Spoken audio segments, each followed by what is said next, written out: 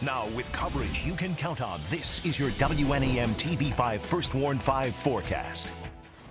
All right, good evening, everyone. Happy Thursday to you. Almost to the end of the work week, almost to Halloween, of course. And, well, our weather is set to go through some pretty big changes over the next 24 hours. Lots to talk about, so let's not waste any time. Let's get you right out to your First Warn 5 pinpoint Doppler radar.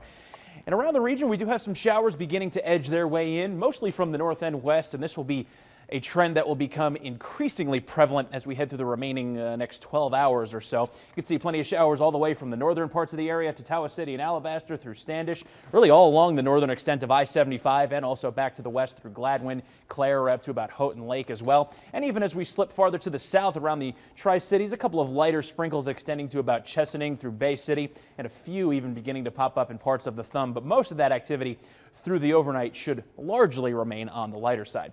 Here's a look at how things are shaping up outside right now over downtown Saginaw. And basically, no matter where you are in mid-Michigan tonight, it's pretty much an overcast night, but, you know, at least for now, not too bad. 50 degrees, the current temperature. Winds out of the southwest making it feel a little closer to 46 degrees, and that's true in most locations, off by a couple of degrees as far as our wind chills are concerned. Next stop in Bay City, pretty much the same story at 50 degrees. Pretty dry conditions for the time being there across the bridge and the riverfront. And also true in Flint right now, 50s all across the board. 50 for you along the I-75 corridor in Flint tonight. So just watch out as you make that evening time commute. Could encounter some of those slick spots with some of those showers moving through. As we head into tomorrow, for as breezy as it's been on again, off again today, it's really going to pick up the winds tomorrow. We do have a wind advisory that's gone into effect. And for the time being, it includes Clare, Gratiot, and Isabella counties. Those will go into effect at 10 a.m. tomorrow and last through 2 a.m. Saturday. Winds tomorrow likely going to be rising to anywhere between about 20 to even 30 miles per hour with higher gusts possible. So a pretty blustery day to say the least.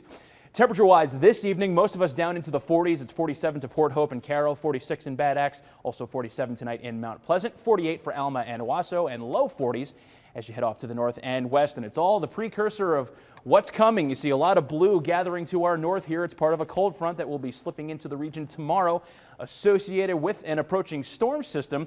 And as it does so, it's just going to drag all of that chilly air down into the mix, and it's going to be with us well into the weekend, even though the initial rain and mixed in precipitation with the snow really only going to be a factor into tomorrow evening. So here it is on the surface map here. You can see the cold frontal boundary swinging in on the sky tracker. That sinks southeastward tomorrow. And as we'll see here on your First Warn 5 hour-by-hour forecast, it will go downhill somewhat quickly as we head into tomorrow. So for this evening, just those scattered showers. That's true really through most of the overnight. Here's 8 a.m. tomorrow morning, maybe a little bit of a break for some areas before the main event starts to roll in the afternoon. Starts as a mix with some of that rain there, possibly some snowflakes breaking out, then everyone seeing at least a brief changeover to all snow. Granted, it will be on the very light side. We're not talking about a major event here. We can see here on your First Warn 5 snow predictor, probably amounting to nothing more than overall maybe about an inch in some locations. But the other factor to keep in mind here is even though that accumulation is possible, ground really not frozen yet, so we're not going to really see anything more substantial than that, and all the snow likely, if it does stick, going to melt very quickly.